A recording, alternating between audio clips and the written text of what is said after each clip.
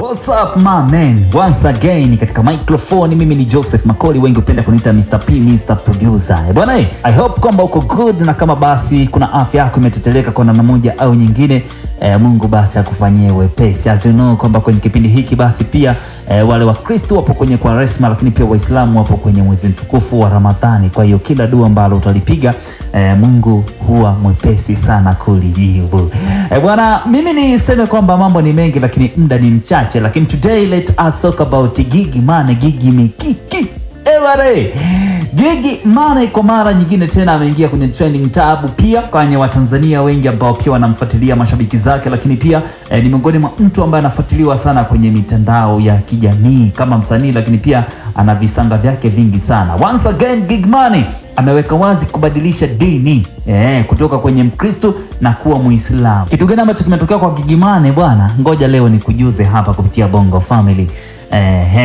Kwanza kabisa post ya Gigy Money ametoa shukrani kubwa sana kwa shehe wa mkoa Sheikh Walid kwa hili kubwa la kumsilimisha yeye, na kwamba amekuwa mwenye kujitoa kwa watu wengi zaidi bila kubagua. Ni ujumbe ambao Gigy Money anautoa kwa kushukuru kwa shehe huyo kumsilimisha na kuwa Muislamu piwa kabisa. Lakini pia kwenye swala hilo aliungana na aliyekuwa mpenzi wake Liptons, miongoni mwa mtu ambaye pia ameonekana kuwa tayari kuishi na Gigy Money kwa hali yoyote ile. Ramadhani hii hapa Gigy Money amesilimishwa, pengine tusubirie sasa ndoa kamili kutoka kwa hao wawili, jinsi ambavyo inaendelea kwenye stories za hapa Bongo. Bwana, tunafahamu kwamba ni miongoni mwa msanii ambaye amekuwa na mambo mengi zaidi, amekuwa na vitu vingi zaidi pia huko mitandaoni, lakini kwa upande mmoja au upande mwingine kwenye mahusiano pia amekuwa ni mtu ambaye ana changamoto nyingi kwa kutokutulia. Je, kwenye hili penzi lake jipi ambalo limempelekea mpaka Gigy Money kubadilisha mpaka dini,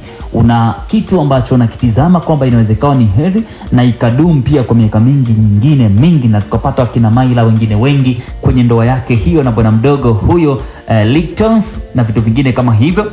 Let me drop this song press kupitia comment section ya mwandika hapo, maoni yako ni yapi mwanangu wa Bongo Family, tende pamoja. Nilikuwa napita pia kwenye comment za hii post aliyoiposti Gigy Money, nikiangalia pia kuna watu ambao ni maarufu pia wamemtakia heri Gigy Money. Nikianza na Idris Sultan, pia yeye ameweka emoji za makopa, lakini pia akaandika kwamba al-Islam nadhif, akiwa na lengo pia la kumtakia heri kwenye kile ambacho amekifanya Gigy Money. Lakini pia Hamisa Mobeto, miongoni pia mwa swaiba wa kwake, ameenda kaandika pale mashallah, akaweka emoji ya kushangaa, lakini pia akaweka emoji ya makopa pamoja na kupongeza kwa kupiga makofi.